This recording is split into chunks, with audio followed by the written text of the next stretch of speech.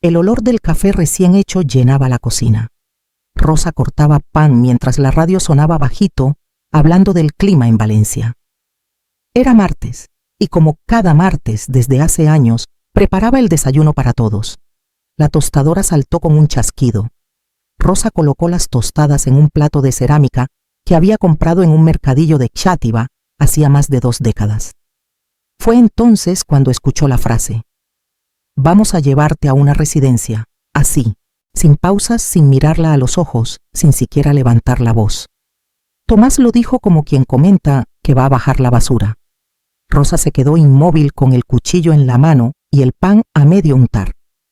«Ya no podemos seguir así», añadió él, como si fuera un peso compartido. Sandra, apoyada contra el marco de la puerta, con los brazos cruzados, no dijo nada. Pero su ceja levantada, su expresión cerrada gritaban aprobación. Esa mujer no necesitaba palabras para dejar claro lo que pensaba. Rosa ya conocía ese tipo de silencio, el que no espera respuesta, el que da por hecho que tú ya no cuentas. El sonido de la tetera hirviendo la trajo de vuelta. Apagó el fuego sin decir una palabra. No lloró, no gritó, no discutió. Solo bajó la mirada y luego la subió muy despacio hacia la ventana. El jardín que tanto cuidó durante años estaba seco. Las hojas del limonero parecían cansadas como ella. Un rayo de sol pálido tocaba las flores marchitas de los geranios. Por un momento, se sintió parte de ese paisaje, una presencia que alguna vez floreció pero a la que nadie regaba ya. Tomás no esperó su reacción. Dio media vuelta y se fue por el pasillo con la taza de café en la mano. Sandra lo siguió sin mirar atrás. Rosa se quedó sola. El reloj de la pared marcaba las 7:42, pero para ella el día ya había terminado. Subió las escaleras con pasos lentos. Cada peldaño crujía como si la casa misma protestara por lo que acababa de suceder. En su habitación cerró la puerta con cuidado. Se sentó en la cama. Por un momento no supo qué hacer con las manos. Luego abrió el cajón de la mesita de noche. El terciopelo azul seguía allí intacto, guardando su pequeño secreto. Lo tocó con la punta de los dedos. Aún lo sentía frío, pero no ajeno. El colgante de amatista. Lo había guardado durante años. No valía nada para nadie más, pero para ella. Para ella era todo lo que aún no le habían quitado. Lo sacó del estuche y sin pensar demasiado se lo colocó. Era martes, pero algo en su pecho le dijo que ese día por fin algo iba a empezar. El espejo del tocador reflejaba un rostro que Rosa a veces no reconocía. Las arrugas en la frente, la curva vencida de los hombros, los ojos cansados. Pero había algo en su cuello que brillaba con una luz propia, una pequeña amatista engarzada en plata que capturaba la mañana como si aún tuviera algo que decir. No lo usaba desde hacía más de 40 años. Lo había recibido una tarde de lluvia, bajo un toldo de lona, en una callejuela del barrio del Carmen. Héctor lo sacó de su bolsillo envuelto en papel de seda y lo sostuvo como si temiera que ella dijera que no. «No es caro», murmuró, «pero pensé en ti cuando lo vi». Héctor. La memoria trajo su voz pausada, su risa tímida, los dedos manchados de tinta. Estudiaba derecho pero amaba la poesía. Se conocieron en un club de lectura. Él recitaba a cernuda con una ternura que a Rosa le caló más hondo que cualquier flor o palabra grandilocuente. Sus padres no lo aprobaron. «No tiene estabilidad», decía su madre. «No es para ti», insistía su padre. Y Rosa, como tantas veces en su vida, obedeció. Dejó de verlo. Bloqueó las cartas. Se casó con Julián, el hombre adecuado. Un buen proveedor. Un padre correcto. Un silencio sin versos. Volvió a guardar el colgante en su estuche. Hasta hoy, ahora sentada frente al espejo, Rosa se preguntó en voz baja si Héctor aún viviría en Valencia. Si aún caminaría por las mismas calles, si aún se detendría frente a los escaparates de librerías de segunda mano. La casa estaba en silencio. Tomás y Sandra habían salido. Abajo la cafetera eléctrica se apagó sola con un clic suave. Rosa bajó lentamente las escaleras. Abrió la ventana del salón. El aire del marzo valenciano era fresco con olor a azahar. Se acercó al aparador donde guardaba algunas postales antiguas, recibos, llaves sin cerradura. Rebuscó sin saber qué buscaba. Tal vez una dirección, una pista, una excusa. No encontró nada, solo recuerdos. Volvió a la cocina. Se sirvió un café. Lo bebió con el colgante frío sobre la piel. Era pequeño, casi imperceptible, pero tenía un peso especial, como si cada vez que lo tocara algo dentro de ella, algo olvidado silenciado empezara a moverse. Por primera vez en mucho tiempo Rosa no se sintió invisible. Se sintió pendiente, como si algo o alguien estuviera a punto de suceder. El cielo estaba despejado y el sol de primavera se colaba entre las ramas tiernas de los naranjos. Rosa caminaba por el antiguo cauce del Turia con paso lento, las manos en los bolsillos del abrigo claro, el colgante de amatista reposando sobre su pecho invisible bajo la tela. El parque estaba lleno, pero no ruidoso, algunos corredores ciclistas madres empujando carritos. Ella solo caminaba sin rumbo. Cada paso era una forma de calmar el corazón, de estirar los pensamientos, de sacudir el aire viciado que había quedado en la casa desde aquella frase cruel de su hijo. Se detuvo junto a un banco de madera frente a un estanque. Un grupo de niños tiraba migas a los patos. Rosa cerró los ojos. El sol le rozaba la frente. Rosa. Abrió los ojos. No lo soñó. Alguien había dicho su nombre. Se giró lentamente y lo vio. Héctor. El cabello ahora completamente gris, más delgado, el rostro con líneas profundas, pero los mismos ojos oscuros cálidos atentos. Llevaba un libro bajo el brazo y una bufanda color vino. Sabía que eras tú, dijo él, sonriendo con suavidad.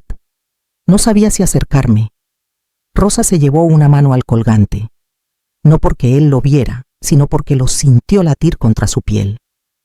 Hola, Héctor, logró decir. Ambos se quedaron de pie durante unos segundos, como si el tiempo dudara si debía seguir avanzando o retroceder. ¿Te apetece caminar?, preguntó él. Ella asintió. Caminaron bordeando el río sin tocarse, sin necesidad de llenar los huecos con explicaciones. Él le habló de su jubilación, de una hermana que cuidaba de su rutina tranquila. Ella le habló poco. No sabía por dónde empezar. ¿Y tú?, preguntó él en un momento. ¿Cómo estás? Rosa dudó. No tenía una respuesta fácil. Estoy volviendo, dijo al fin. Héctor la miró con respeto, como quien no es jamás de lo que el otro puede dar. Al llegar a un pequeño puente de hierro, él se detuvo. Hay una cafetería nueva justo al otro lado. ¿Te apetecería? Ella dudó una fracción de segundo. Luego asintió. Se sentaron junto a la ventana. Él pidió té con limón, ella un café solo.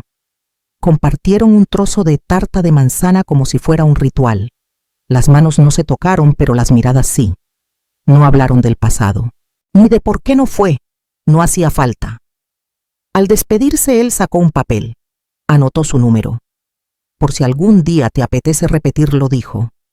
Ella guardó el papel sin prometer nada.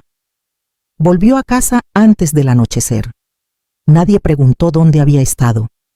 Pero Rosa llevaba algo distinto en la mirada. Un secreto nuevo, un recuerdo vivo, un latido que no dolía. Solo despertaba. Llamaron a la puerta a las 11 en punto. Rosa estaba barriendo el pasillo cuando escuchó los 3 golpes secos. Al abrir, se encontró con un hombre de traje gris, carpeta de cuero en mano y una sonrisa que parecía cortada con cuchillo. Señora Rosa Martín, dijo. Vengo de parte de su hijo. Es solo un trámite, nada grave. Ella no respondió. Solo ladeó la cabeza esperando la explicación. Un poder preventivo, continuó él. Para facilitar los procesos si usted entra en la residencia.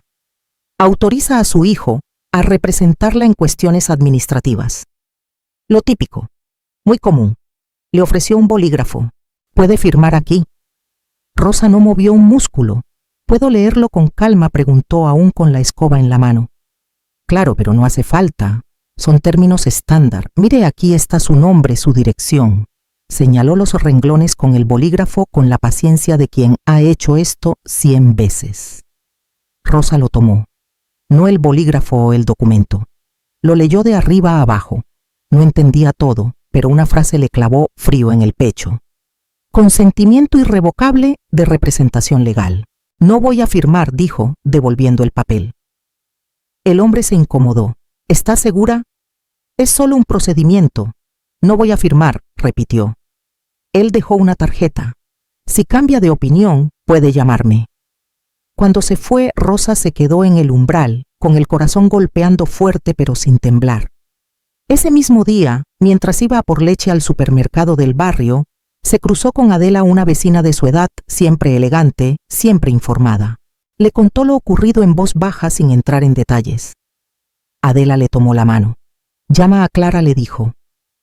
Ayudó a mi hermana cuando la quisieron borrar de su propia casa.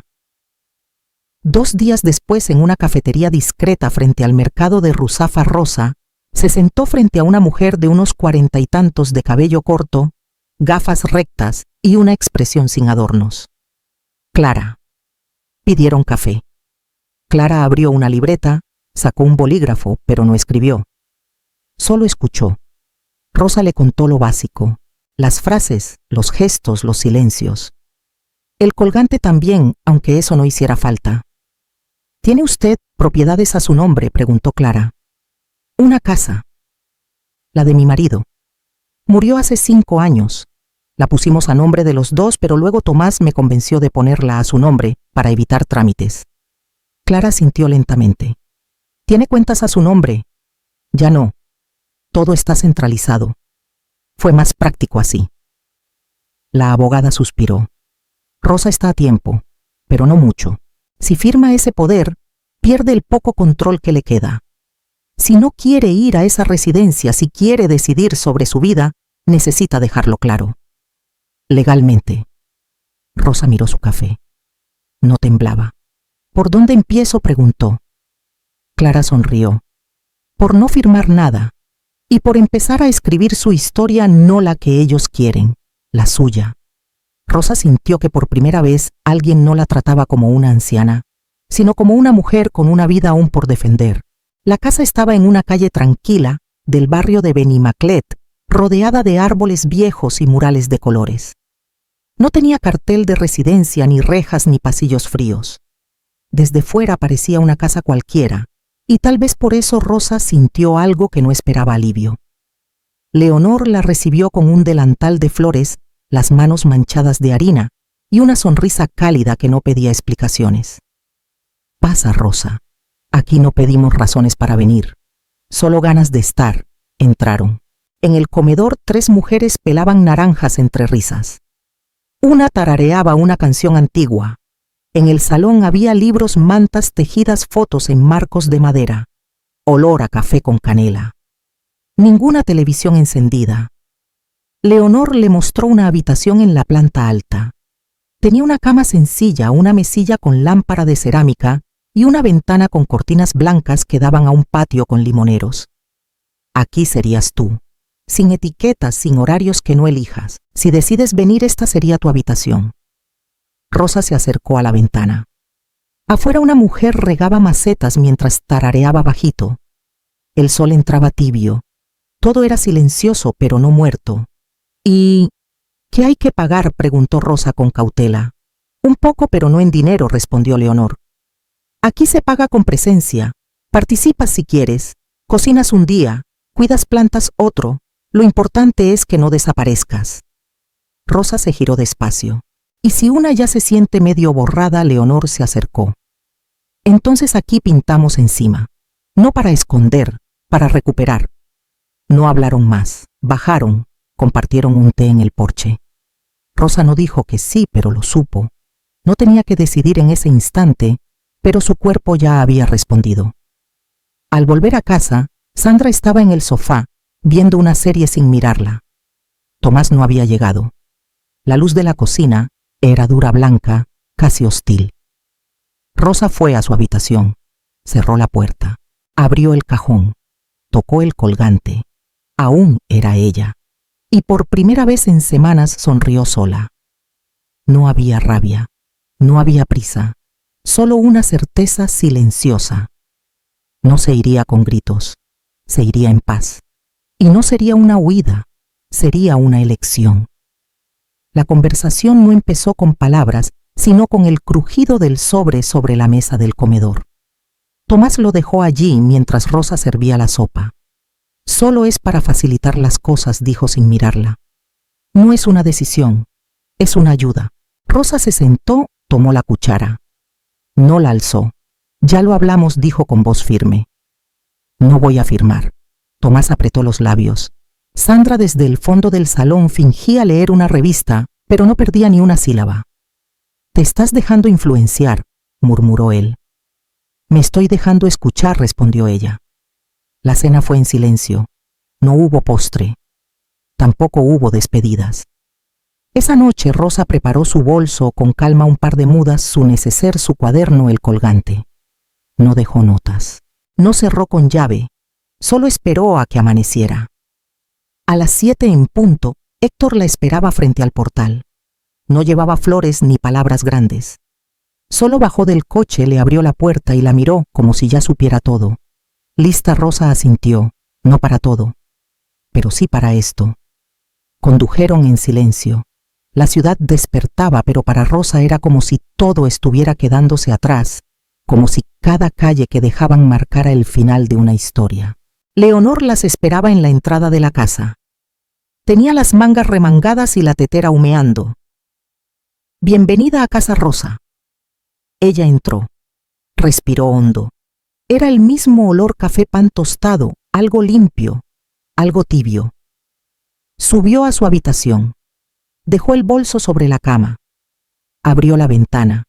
El limonero del patio tenía brotes nuevos. Todavía florece, pensó. Ese mediodía, mientras acomodaba su ropa en el armario, escuchó pasos en la escalera. Era Leonor con un sobre en la mano. Llegó esto a tu nombre.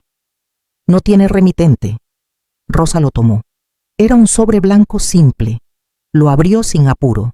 Dentro una hoja impresa. Solo una frase en letras negras. No estás tan cuerda como crees. Esto no ha terminado, no había firma, no hacía falta. El aire se volvió denso. Leonor le puso una mano en el hombro. Quieren asustarte porque ya no te controlan, pero no estás sola. Rosa asintió aún con la nota en la mano. No era miedo lo que sentía, era otra cosa. Algo parecido a rabia, pero más tranquilo. Una fuerza nueva que no gritaba, pero que tampoco iba a retroceder. Cerró el sobre, lo guardó en el cajón. Salió al pasillo, bajó a la cocina. ¿Me dejas ayudar con la masa?, preguntó. Leonor sonrió. Claro, hoy hacemos pan para todas. Rosa se arremangó. El delantal de flores colgaba libre en un gancho. Todavía era ella. Y esa libertad ya tenía forma, aunque a algunos les pesara. La notificación llegó un martes. Clara la leyó en voz alta con el ceño fruncido. Tu hijo ha presentado una demanda de interdicción, dijo. Alega que no estás en condiciones de tomar decisiones por ti misma. Rosa no contestó de inmediato. Se sirvió una taza de café. Bebió un sorbo. Entonces vamos a demostrar que sí. Los días siguientes fueron una coreografía exacta entre citas médicas, declaraciones notariales y preparación emocional. Clara no dejaba espacio para la duda. Hizo que Rosa visitara a un psiquiatra, luego a un neurólogo. Ambos coincidieron: plena lucidez, memoria intacta, juicio firme. Leonor, Adela y otras mujeres de la casa prestaron testimonio. Incluso Héctor se presentó con una carta en mano y una firmeza en la voz que conmovió a todos. La conozco desde que tenía 19 años, declaró, y jamás la vi más clara que ahora. El día de la audiencia llegó con una mañana gris. En el juzgado, Rosa vestía un traje azul marino. Llevaba su colgante de amatista y una carpeta sencilla bajo el brazo. Darío, con su presencia tranquila y constante, la tomó del brazo antes de entrar. Hoy no tienes que demostrar quién eres, solo recordarlo. Dentro la sala era pequeña, sin solemnidad innecesaria. Tomás estaba al fondo junto a su abogado. Sandra no estaba. La jueza, una mujer de rostro severo y ojos atentos, repasó los documentos. Luego pidió que Rosa hablara. Ella se puso de pie, no temblaba. No soy una carga, empezó. Fui madre, esposa, maestra. Cociné, cuidé, curé, escuché. Di todo por mi hijo, incluso partes de mí que aún no había descubierto. Contó sobre los años en que dejó de elegir los días en que se cayó, para no incomodar las veces que se convenció de que no dolía tanto. Y un día me dijeron que ya no podía vivir en mi casa, que no era capaz, que lo lógico era encerrarme. Habló de su cuaderno, del colgante de las caminatas en el Turia, del momento en que decidió volver a ser suya. No lloró, no gritó, solo habló, con una voz firme, con una voz que no pedía permiso. La jueza guardó silencio largo. Luego habló despacio con claridad. No hay pruebas que justifiquen esta demanda. La señora Rosa Martín conserva plena capacidad. Esta solicitud queda rechazada. Luego miró a Tomás. Y dado el contenido falso del informe médico aportado, se abre una investigación por intento de fraude procesal. Rosa respiró hondo, no por alivio, sino por reconocimiento. Clara le apretó el brazo. Lo hiciste. Rosa no respondió. Caminó hacia la puerta sin mirar atrás. Al salir al patio del juzgado, el sol se colaba entre las nubes. Ya no era una sombra, ya no era la mujer a la que otros hablaban encima. Era una voz, y ahora por fin era suya. La casa en Javea era pequeña, blanca, con contraventanas azules y un porche que daba al mar. Héctor la había encontrado años atrás, pero nunca la habitó hasta ahora. Rosa cruzó el umbral sin prisa, llevando solo una maleta, su cuaderno y el colgante en el cuello. No es una huida, le dijo a Héctor mientras deshacía la ropa. Es cerrar. Él no preguntó más. Solo asintió y abrió las ventanas para que el aire salado entrara.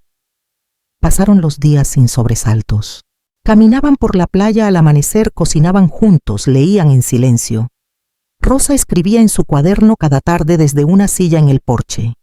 No diarios, no recuerdos, cuentos, pequeños fragmentos de mujeres que, como ella, decidían dejar de pedir permiso. Un martes por la mañana, Clara la acompañó a la notaría. Rosa firmó el Nuevo Testamento, no por rencor, no para herir. Nombró como beneficiaria a una fundación que ayudaba a mujeres mayores en situación de vulnerabilidad. Lo poco que tengo, dijo, quiero que sirva para algo más que resentimiento. La notaria, una mujer de manos firmes, le estrechó la suya con respeto. Volviendo a casa, Rosa sintió un hilo de paz recorrerle el pecho. No euforia, no revancha, paz. Una tarde en el buzón encontró una carta. Reconoció la letra al instante. Era de Lucía, su nieta mayor.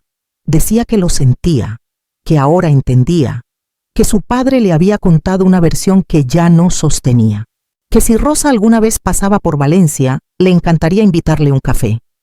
Rosa leyó la carta 2 veces. La dobló con cuidado y la dejó dentro de un libro sin título. Luego se sentó en el porche frente al mar. Héctor le llevó una manta. ¿Todo bien?, preguntó. Sí, respondió ella. No necesito volver. Ya sé dónde estoy. Miró el horizonte sin buscar nada. Por primera vez en su vida no deseaba que la vieran, ni que la llamaran, ni que la comprendieran. Solo quería sostener ese momento. Libre, íntegro, propio, porque había cerrado la puerta. Pero esta vez, desde dentro.